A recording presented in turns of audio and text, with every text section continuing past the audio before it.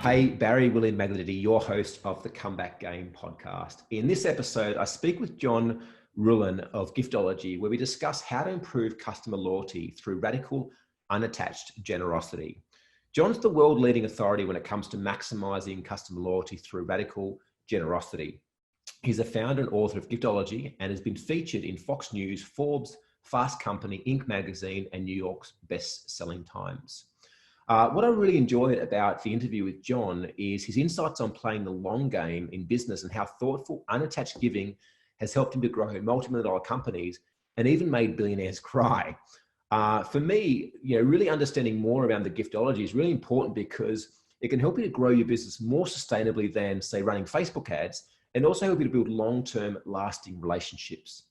If you're currently looking for alternate ways to grow your business and bring more impactful relationships with your clients, then this episode will be perfect for you, as it will give you the steps and the tools that you need to bring in more fulfillment, fun, and abundance into your business and the lives of your clients and customers that you serve. Some of the main topics that John and I cover today include how John became the #1 performer at a 1.5 million, with an M, sales reps and one of the world's most recognized brands. John also developed a system using generosity to gain access to elite clients and generate thousands of referrals. Number 2 is how we can help turn your customers and clients into your own personal sales force to drive exponential growth within your business. And number 3, you'll also discover John's 3 top bits of advice that he's been given over his last 19 years of building and scaling his business. At the end of the episode, make sure you visit www.thegamechangers.com.au/the comeback game, where you can find all the show notes plus the links that we mentioned within this episode. And if you enjoy this episode, please make sure that you subscribe so that you're always first to know when new episodes are released, whether it be through Spotify, iTunes, or directly there on the Game Changers website. Now let's head over to this fantastic interview and get started with John. Joined by John Ruhlin here. John, where are you calling in from this morning, mate? I'm calling in from just outside of St. Louis, Missouri, so middle of the country, and we're experiencing a nice ice storm. Hence the beanie cap. It went from like 65 degrees yesterday to it's supposed to get down to 13 degrees, and that's Fahrenheit. So it's well below freezing here in St. Louis. Yeah, we had a joke before. It looked like you just come from robbing a bank. Yeah, I did. I do kind of look like that, and it's it's almost 5 o'clock here, so I'm gonna have a little brew. I don't drink for breakfast, but occasionally I will have a beer for dinner, and so I'm gonna relax and dive into our conversation. Relax. So thank you. Fantastic. So John, for those of the viewers and listeners today that haven't met you before or come across Giftology, do you want to kind of give us a little bit of a background about yourself? Yeah, well, it's oftentimes we get the opportunity to speak in front of CEOs and CFOs, and whether it's small companies that are doing $1 million in revenue, or whether it's companies like Google doing 20 billion or 100 billion in revenue, people hear gifting and they're like, really? That's a business? Like, that seems like warm and fuzzy and woo-woo, like holding hands. But almost every business on the planet says relationships matter. Yeah. And whether it's relationships with employees or clients or joint venture partners or whatever else. And I grew up on a farm. I'm a farm boy at heart, so I'm pretty simple. Grew up milking goats every day in the middle of Nowheresville, Ohio, one of 6 kids on 47 acres. But my life changed because of a relationship. When I was 19, 20 years old, I met a guy, and I thought I was going to go to med school. And the guy was an attorney. He was my girlfriend's dad. And he was a rainmaker guy. Like, he made, he'd buy the real estate that magically became this huge development, and bought banks that became, huge deals, and oil wells. And he was the most generous person on the planet. Like, all of his relationships loved him. And so I remember, like, out of desperation, going and interning with Cutco Knives, the knife company. I'm like, Paul, you're always giving things away. Would you have mercy on me and buy pocket knives for all of your clients? They're all men, outdoors guys, hunting, fishing, camping. And he changed my life forever. He's like, John, the reason I have more deal flow for my relationships, the reason I have more referrals and access, is I found out one simple truth. And that's, if you take care of the family and relationships, everything else takes care of itself. He's like, I want to buy 100 of the paring knives. I'm like, a kitchen tool, really? And he's like, yep. He's like, I found out if you put something and take care of the whole family, everything else takes care of itself. So for me, it was like this mind-blowing thing. And I realized at that point in time, small farm boy, like I made connections like very simply. I was like, it wasn't about the knife. It was about what the knife represented. It was a delivery vehicle. And so I started to mimic Paul with all the relationships. I'd get $200 million companies I want to get a meeting with, and I would invest like $200-300 in a carving set. And I put the CEO's name, spouse's name, put a handwritten note, said, carve out 5 minutes for me. I promise it'll be worth your time. And I'd mail it off to this $200 million CEO, and I'd get a call back 2 weeks later. And the CEO's blown away. The assistant's like, hey, do you want to meet? And so I'd walk into this boardroom at 20 with one suit I have on, the one tie I have on. I'm wearing glasses to look smarter. And the CEO's like, I thought you'd be like in your 50s. Like the CEO's blown away. He's like, I thought you'd be like some seasoned sales executive. He's like, I'm confused. Are you here to sell me knives? And I'm like, no, I'm here to help you and your 1,000 sales reps do exactly what I did to you, to your top 10,000 relationships. And it blew his mind. I walked out of that meeting with a PO for 1,000 knife sets. And by the time I was a senior in college, I became Cutco's #1 rep out of 1.5 million sales reps in the history, 70-year history of the company. Not because I'm a salesperson, it was because I understood how to build relationships and use these gifts to drive 100x results for these companies. So we started basically a gift logistics and fulfillment company. And we've been mastering that over the last 19 years. But at a core level, everything that I learned came from this small country attorney 19 years ago, out of desperation to sell knives. And to this day, we still sell millions of dollars in knives. People still buy knives from us, which people are like the New York Times is like, seriously? Like, I thought that knife thing was like your college thing. And I'm like, we sell more knives today than ever before, not because of the knife, but because of what they represent. Wow. So take me back then, like 19 years ago, this is kind of where it all started. Like, what were your ambitions before then? Like, were there any ambitions to be an entrepreneur or to go into business? You talked about going to med school. Yeah. I hated blue collar work. I grew up baling hay and we had a 1 acre garden. So I grew up, when my friends were going to the swimming pool, I was like hoeing corn and picking beans and we heated our whole house with wood. Like literally, like I was like Davy Crockett or Daniel Boone. I was like this backwoods guy, which I guess the beanie kind of matches that. It looked like I'm kind of like Paul Bunyan or something today, but I hated the blue collar stuff. And so I got good. I was an overachiever. I got good grades. And I thought I'd make my mom was into holistic before, there was a Whole Foods. She was like shipping in vitamins and stuff. So she was really into health and wellness, even though we were poor. Like she understood health was important. I just wanted to go like make money. I didn't want to be poor anymore. I wanted the Air Jordans and could never afford them. Like I wanted all these things. And so out of desperation, I thought lawyers made money and doctors made money. And my mom was into health and wellness. So that really was the impetus was, to this day, like I still have an interest in health and wellness really strong. But at the time, I was really doing it for the wrong reason. I didn't know what an entrepreneur was. Like that word didn't exist. Like, it was kind of desperation to go make money. And I got good grades. So when you get straight A's and you want to make money, you go whatever you know. And that was the direction I was going to go. Yeah. So in the beginning, it sounds like the driver or the conversation with this attorney was to sell knives, right? Yeah. But what we know in good marketing is about understanding the right offer or the right positioning of the offer. And the way that you initially went about selling knives was a way to help salespeople close more deals, correct?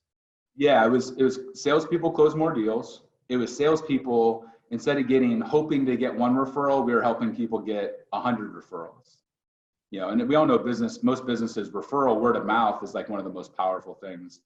And what's funny is people take for granted your service, but if you send them a surprise gift that wows them, then they brag more on the gift than they do on the $1 million service or product that you provided. And even employees, like people like to this day, we pay to have all of our employees' houses cleaned every other week. And people are like, well, that's dumb. Why do you waste money on that? And I'm like, well, you'll waste money on their 401k and health insurance, and nobody brags about their health insurance or their 401k, but they'll brag that their house is cleaned every other week. So really what we got good at understanding was understanding that people are emotional beings. And oftentimes it's the little thing that surprises and delights them. It's the handwritten note, it's the shine shoes, it's the house cleaning, it's the knives that show up with the family name on it. Those communicate to somebody that they're special, that they're acknowledged, that they're appreciated, that they matter. And oftentimes the gifts that we started to send out weren't just to the executive, it was to their wife or their husband. It wasn't just to them, it was to their assistant. And if I got the assistant to love me, and not in a manipulative way, but if I just honored them and respected them at the same level as I did the CEO, I remember like the CEO of the Orlando Magic, we picked them up as a client. And every time, once a quarter, I'd send the CEO a gift. And every time I sent the CEO gift, I sent the same gift or nicer to the assistant. Well, after 3 years, the assistant became my salesperson and got me the largest deal I ever got with the Orlando Magic, not because of the CEO, it was because I treated the assistant with the same level of respect and didn't manipulate, didn't ask for anything. She went to all the other departments of the Magic, the NBA basketball team, and she closed the deal. They all, when I sat down with them, they all said, Cheyenne has been bragging on you for 2.5 years. She won't shut up about John Ruhlin and giftology. So she closed the deal for me, not because I asked her to, but because she was wanting to reciprocate. Like Robert Cialdini's talked about it in Influence. And what's funny is he's coming out with a new book, and I have never met Robert, even though I quote his stuff. But a couple people were texting me from Genius Network saying, Robert's talking about gifting, and all the things you wrote about 19 years ago, he's actually confirming with research. And so at a core level, we were understanding how to help salespeople, help CEOs get more loyalty from their employees, how to get marketing people, get more referrals and deal flow and open doors from a prospecting. At a core level, every business is based on relationship. It's just a matter of what you're trying to inspire. And so whether you're trying to sell knives or whether you're trying to sell widgets, it's usually a human being that's making that decision. Yeah, so true. And in many ways, it's a longer term strategy. And a lot of salespeople are out to churn and burn. They're about making the quick sale, getting the money in the bank and moving on, right? And what you're talking about is longer term strategy. So I can imagine though some entrepreneurs or business owners listening to this right now, watching this going, well, it's easy for you. You're making millions of dollars right now. You know, like I'm looking for my next sale. I've got no cash coming through. How do I just go and buy 100 knives to send them out to my 100 most wanted prospects? Like, what would you say to that person who maybe has that bit of criticism right now around the fact that you're there now and you can afford to do it? Because I know that you weren't always there. You're there now because of where you started from 19 years ago. Yeah. Well, I would say, I mean, it's sexy because of Gary Vee and all these different guys that, you know, that we run with to say like, I played the long game, but most people's long game is 3 days. It's 13 days. It's 3 months. Maybe, you know, I tell people all the time, if you're not willing to commit to this as a lifestyle and a heart set and mindset shift for 3 years, then don't do it. Yeah. Because yes, you can go land a whale client because of doing this, but people can sniff out your intentions and they can sniff out and tell, like, are you trying to manipulate and give a gift with strings attached? Because if you do that, it's like with a spouse.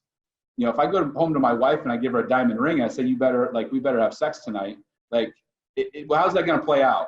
Like, I'm going to get kicked in the face and get kicked out the door. Like, and all human beings are that way. Like, we all want profit. We all want sales. We all want what we want. We all desire certain things, but people can tell if you have their own best interests in mind or not. And so you can use this as a tool to manipulate, or you can use this in a positive way to build long-term relationships.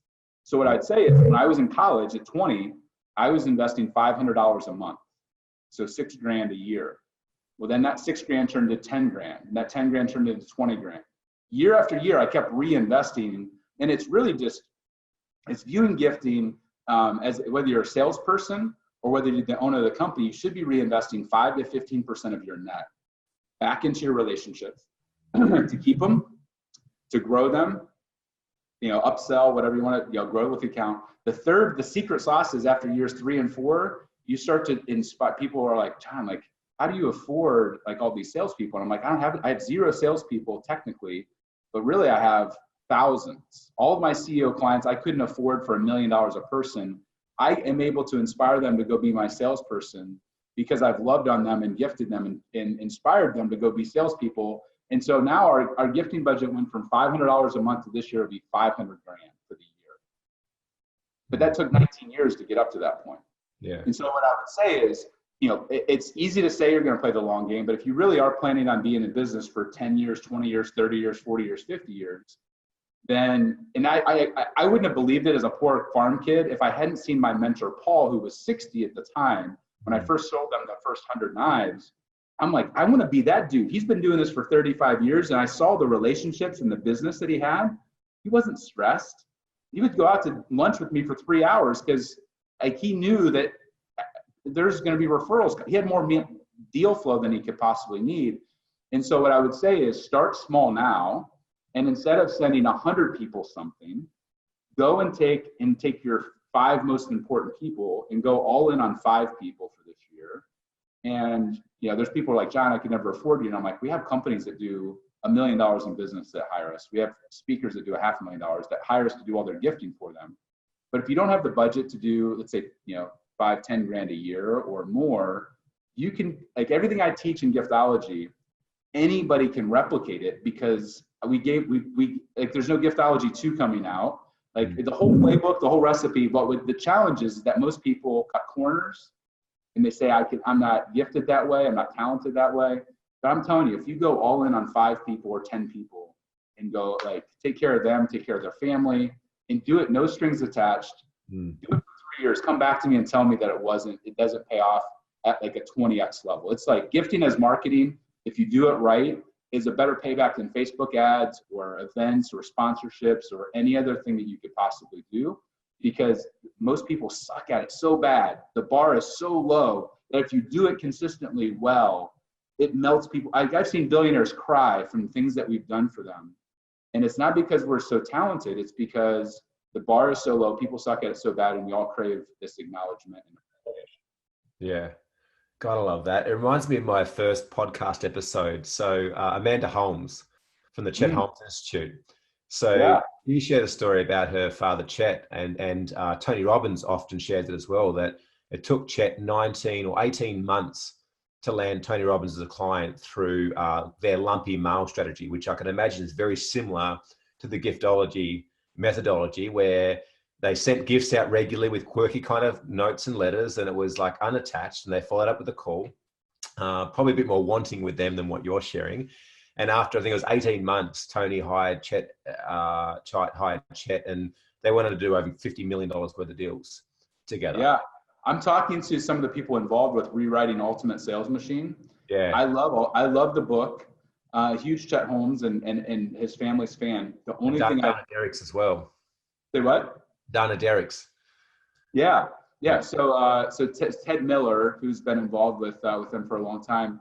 And so the only thing, and they're talking about wanting to include some of the giftology strategies, because the only thing I disagree in the whole entire book is if every part of your business is at a Ritz-Carlton level, your sponsorship, your building, your ads, your people, why would you give a Motel 6 gift? Like that's a representation of your brand. So if you're at a Ritz-Carlton level or a Four Seasons or a Ferrari level, and then you give like a Kia level gift, it's not congruent. Yeah. So if you're going to go after your Dream 100 list, every touch point, like when I went after Jeffrey Gitomer, who sold like 4 or 5 million sales books, he wrote the Little Red Book of Sales. I sent him a knife set, but I built it over 18 months. I sent him a different set of knives over 18 months and sent him like $4,000 worth of knives that were all personalized to him, about carving out time and being on the cutting edge of sales and all these things. He called me. I didn't have to call him. He called me and said, John, I've never had anybody be so frickin', he didn't say frickin', pleasantly persistent as you. He's like, I use these stupid knives every single day, and so does my girlfriend. We can't stop thinking about you. If you'll fly to Charlotte, I'll hang out with you for half a day, and then we'll see where it goes from there. So the only thing in the entire Ultimate Sales Machine book that I disagree with is make your gifts, no matter what it is. I don't even call them gifts anymore, or trinkets or swag. I hate those words. Token, like you never call a relationship a token relationship. Why would you call it a token? It's an excuse to give a lame gift. Like the artifacts of the relationship. When I give a gift, it should be an artifact. They should keep it, love it, use it, think about me every single day. Their spouse should love it. So it needs to be world class.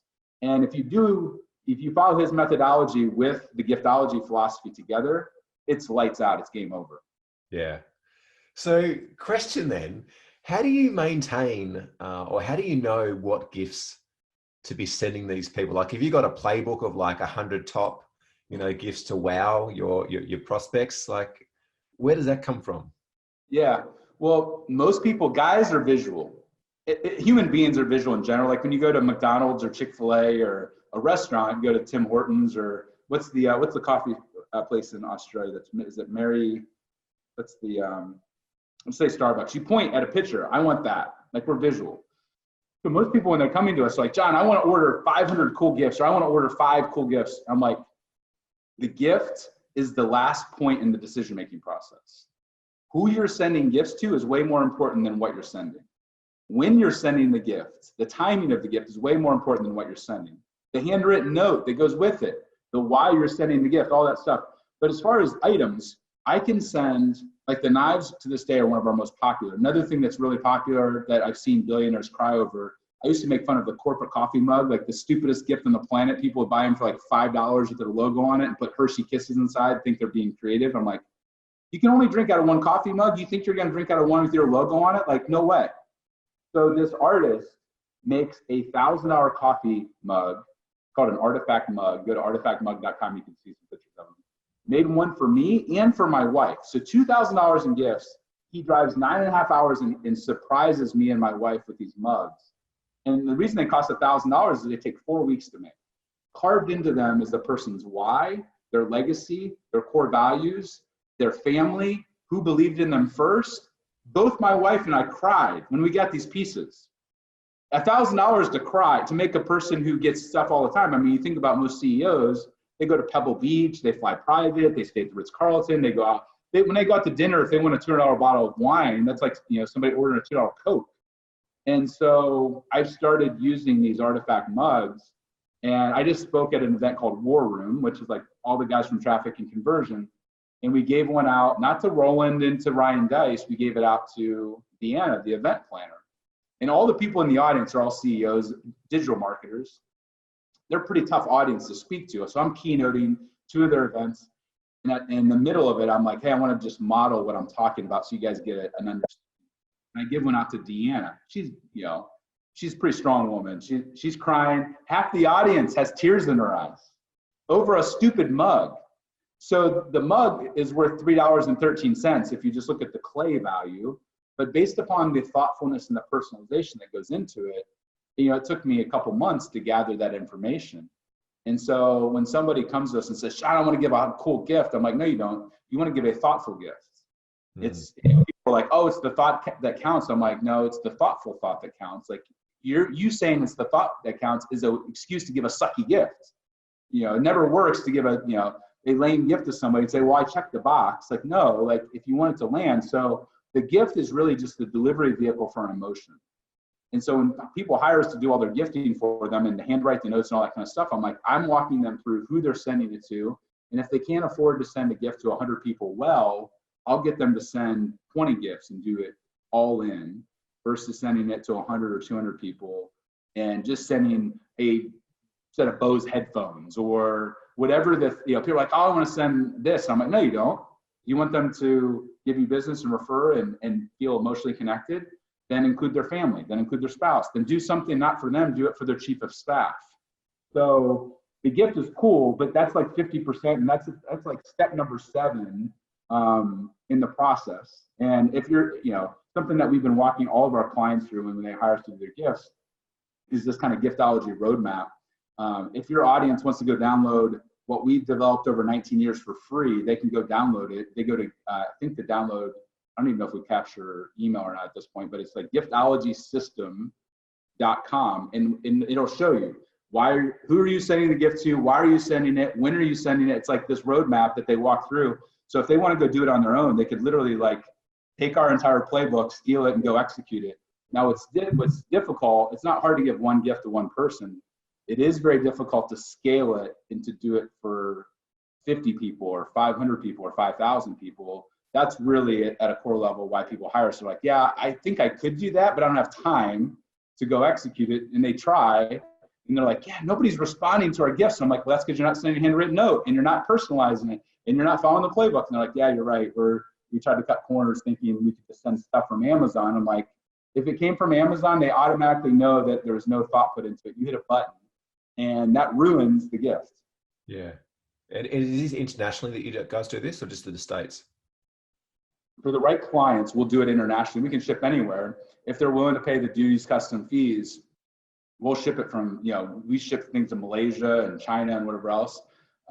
We are talking, I'm keynoting for a Fortune 1000 company in Australia in February. And they said, hey, we want to scale this across like 110 locations of I can't say the name of the company, but 110 locations of this business that's based in Australia. Will you help us source the gifts so that they're actually, they might be an international brand, but that they actually have like local fulfillment, so we can scale this out over 110 locations, and not have to pay the duties and fees and some of the other stuff. And shipping from the U.S. to Australia is not inexpensive, but we can fulfill anywhere in the world. But if somebody wants to, we're going to start setting up beachheads in certain countries where we're starting to get traction or whatever else. But so short answer is yes, we can. The long answer is what it's going to cost to do that is different depending upon where it's going in the world. Yeah, so good, but worth its weight in gold, no doubt. Yeah. Let's change gears a little bit then. So 19 years in business, you've no doubt been faced with some pretty hairy challenges, some adversities along the way. What was the biggest challenge that you had to get through or move through in the past 19 years of being in business? Yeah. So about 12 years ago, I almost went bankrupt and lost everything. I thought I was like king of the world, and I had this like Midas touch. Anything I touched turned to gold. The Rain Man. I invested in real estate. I invested in other companies. I was I just was feeling really good, and I sold half the business because I realized things were slipping through the cracks operationally wise, but I thought it was to help scale the business. What ended up happening was 2007, 2008 happened, and all the things I'd invested in magically came due. I also had my right-hand person, who's also my CPA. I found out she was stealing from me and had done my taxes wrong for 7 years. So I went through an IRS audit. Had a member of my family, my brother's son, died in a drowning accident. And so over the course of about 12 months, everything that could go wrong went wrong in my business. And I was like, I'm going to lose it all. Like it's all gone. I went from living, like high in the hog to literally like I was taking out $1,000 a month take home per month for 2 years. And my business partner, who bought half the company, didn't take a draw for 2 years. Fortunately, he was in a financial position where he could do that.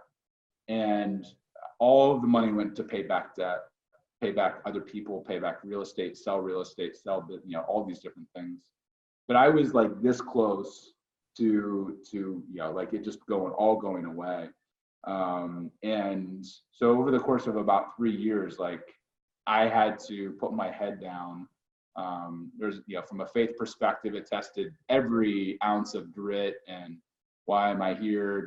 Should I just shut all this down and go get a job? Like, this sucks. It's also when I started dating my now wife. So she saw the exact opposite of the high life. She saw the depths of hell of what an entrepreneur sometimes or oftentimes faces. That's actually when I started dating her and met her right before that. And so it was an ugly 3 years. And really even, to this day, like, there's scars and brutal things that are remnants from that time 12 years ago.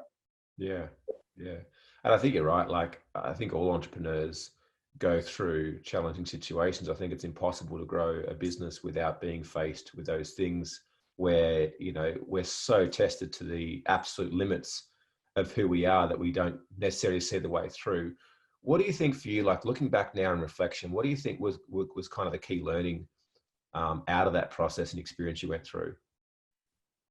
Well, I wish I had, brought in my partner earlier. I think that, I'm the optimist, I'm the visionary, I didn't have an implementer, and I didn't have anybody that really had my back when it came to balancing me out. Like every time I had the opportunity, I was doubling down and betting the farm. And I didn't plan for a rainy day because I never saw a rainy day. Like I always saw like the opportunity. And so, having good advisors, like I didn't have a good accounting firm. I didn't have a good lawyer. I didn't have like all of those things. I just kind of like, I'm good. And I think there's probably a part of ego that thought I had to wear all the hats myself. Yeah. In order to have a real business, I had to have a building, or I had to have employees, or I had to have, so I was kind of insecure. I think there was an element of when you start something that people are like, oh, that's stupid. Really, you're doing the gifting thing versus going to med school. Like there was an insecurity and there was a chip on my shoulder, and I was out to kind of prove the world. And, earlier in my career, I was dating my mentor, Paul, his daughter, and I, we're supposed to get married, and we had a bad breakup. And so I was kind of out, I think, secretly to prove her wrong, because she like went back with her ex, and that like having the ring, getting ready to propose to somebody, when I respected her dad and her family so much, and they, he had poured so much into me, and to have that relationship fail felt like I was a failure in every way possible. And so I was out to kind of prove that.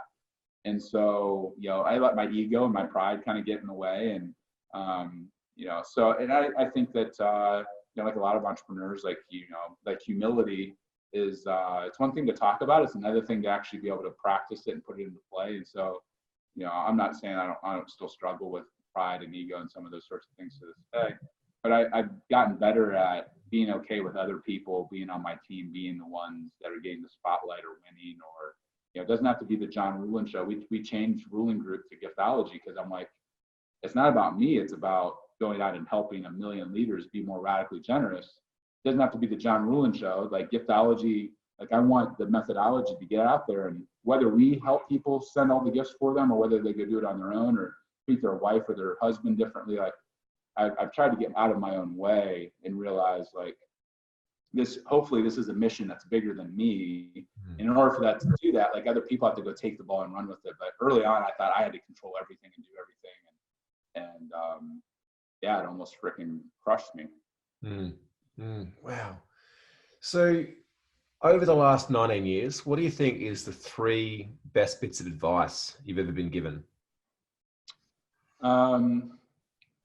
Well, I wouldn't say it was an advice. It was more like, I love when people give me advice, not with their words, but with their actions and how they show up in the world. And so I would say that my original mentor, Paul, was somebody, all 3 could be from him, but the one that comes to mind is he just gave more than was reasonable. Like, I think we all have this limit of like, we don't want to be taken advantage of. We don't want people to look at us as weak. So we hold back in like relationships, like with our spouse or our kids or our customers. It's like, I'll give the 90%, but I'm not going to give that last 10%. I'm going to hold back a little bit just for myself. Paul was the opposite. He would just say, what's the most I can give here? What's the most I can do here? And he would just do it. He'd pick up the tab at a pizza shop and not think twice about it. It was $900. Like he just gave more than was reasonable. He never told me that. I just saw it in his actions. He consistently showed up and just did that. And that was a great lesson, because it was like most people, I think they hold back. That the magic is in the last 10%. We're going beyond what people expect. Most people are like, what's the least I can get away with here? Paul was, what's the most I can do here? And if I can do it, I'm going to do it. And I'm not going to try to hold people's feet to the fire and I'm not even trying to take credit for it, which made it even more powerful. I would say that was the other thing, was like, don't worry about who gets credit for things. If anything, shine the spotlight on other people. I think he did that, and my mentor and the best man at my wedding, a guy named John Kane, is still with Cutco. We still have a 19-year handshake deal with Cutco. But he was somebody that always tried to make the people around him look better than himself. He would always shine the spotlight on other people. And I remember being like, John, like, dude, you were the one that did that. They didn't do that. And he's like, if you shine the spotlight on other people, it eventually reflects back on you. And that was like a good lesson of like, don't worry about who gets credit. Like, if you do good things, and it's not that you can't ever say it, but in general, like, you keep shining the spotlight on other people, they want to, and other people want to see you win. And I think that's the beauty of being somebody who's known as being a giver, is most people, when they're climbing up the ladder, if you're a taker or a matcher, there's people that are like trying to pull you off the ladder. and not see you win. You have a bullseye on your back when you're climbing the ladder, whatever that ladder is. But when you're a giver, everybody around you, when you're shining the spotlight on them, they want to keep pushing you up. And I saw that with John. I've seen that with other friends and mentors and advisors and people that are really successful. I mean, Adam Grant wrote the book Give and Take and talked about givers, takers, and matchers, one of my favorite books. But I think the power of shining the spotlight on other people has been a really, really powerful thing for me to witness. And, I try, there are times when I'm like, man, I wish they knew I was the one that did that or pulled that off or whatever else. And kind of with that, one of the more powerful questions because of that mindset that I try to ask is, who's somebody in your life that has been in your corner in the last 18 months that I can comp a gift for to help you love on and honor and appreciate that person. And so the idea of everybody says give value first. Most of the time it's like, hey, I'll open a door for you, I'll take some time for you, or, and so for me, it was, I try, like I give away those $1,000 mugs. I probably give away 3 to 5 a week. And they don't have to pay for them. I meet somebody and I'm like, hey, who can I help you honor a person in your life and make it really easy for them to love and acknowledge somebody. People never forget that. So the idea of adding value, but really put your money where your mouth is. Don't just say, like everybody says they try to offer value. And I think it's more lip service than actually doing it and then following through on it. To me is really, really powerful. There's a lot of talkers. There's very few people who are willing to put their money where their mouth is. Yeah. I think for me, the one thing that I'm really present to speaking with you today is like the behavior and the authenticity in the way that you go about doing things. And I think that, for me and through my journey, one of those key things is to give without expectation. The moment that we have the smallest expectation, even like, oh, I'm going to give this with no expectation, but it will come back. There is still expectation there within that, as opposed to just giving wholeheartedly for the opportunity to make someone else happy. Yep. And that's where the universe then, comes around and rewards us 50-fold of what we could ever possibly expect. Yeah, not necessarily from that person, from other situations or other things that come as a result of that. So yeah, it's how, whether you believe in a person of faith or God or Jesus or whatever, like it's how the world's wired. Like, and we see it time and time again. You reap what you sow, you put things out, it comes back. Call it karma. You can call it whatever you want.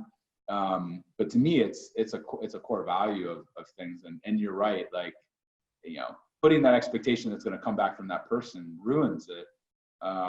Just knowing that, and it's not that, we're all in business to make profit. Like we're all in business to make calculated bets, but there's very few people that are really willing to make those kind of bets for the long term. And sometimes they pay off the next day. Sometimes they pay off 10 years from now. You don't know when they're going to pay off and what way they're going to pay off. When you're dealing with human beings, but I've never, to me, like having part of your marketing budget, allotted for something like this or redirected towards something like this. It's like, it's like playing. I used to gamble at Vegas, a couple grand a year. Like that was kind of like fun for me.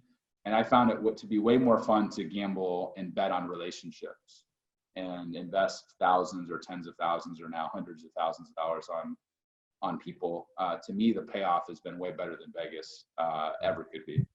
Yeah. John Ruhlin, mate, I had a phenomenal time speaking with you today from Giftology. How can the viewers and listeners find you and find out more about the phenomenal work you guys are doing? Yeah, well, I would say that, steal the playbook for free. You don't have to go buy the book. Go get the Giftology system download and go apply it. I don't care how many people go download. I care how many people go actually do something with it. Start redirecting your dollars and doing it on your own if you need to. If you want to email me personally, I'm happy to respond and connect you to my team of giftologists to actually handwrite the notes and send the gifts and pick the gifts. You can email me directly at john@giftologygroup.com. That's my personal email. I don't pick the gifts. You're not going to talk to me, but I'm happy to make the introduction to the team. And then if you want to buy the book, I do think it's a 90-minute, plus read of all of our best stuff over 19 years. You can go buy it on Amazon if you want to invest a few dollars there. Even the people that go on Amazon, I think we're up to close to 450 reviews. If somebody gives me less than a 4-star review, we buy not only their giftology book, we pay for their next one that they want. There's been a handful out of 450 reviews of 1 and 2 star reviews. And I'm like, all right, this wasn't for you. What's the next book that you want to buy? But yeah, you can go buy the book on Amazon and dive into it there. But those are kind of the simple ways to dive into the giftology. So generous, mate. It's been an absolute pleasure. Appreciate having you on the call. Yeah, man. Well, thanks for having me, Barry. This has been great. Thanks, John.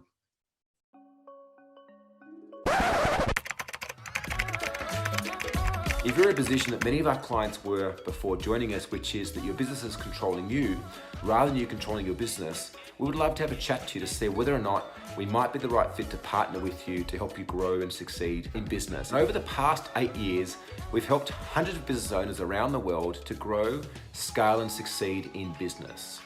Many of our clients report that we've helped them to triple their profits and double their time off in 12 months or less. If you jump onto YouTube and notice the hundreds of testimonies, you'd see that this is a common theme amongst them.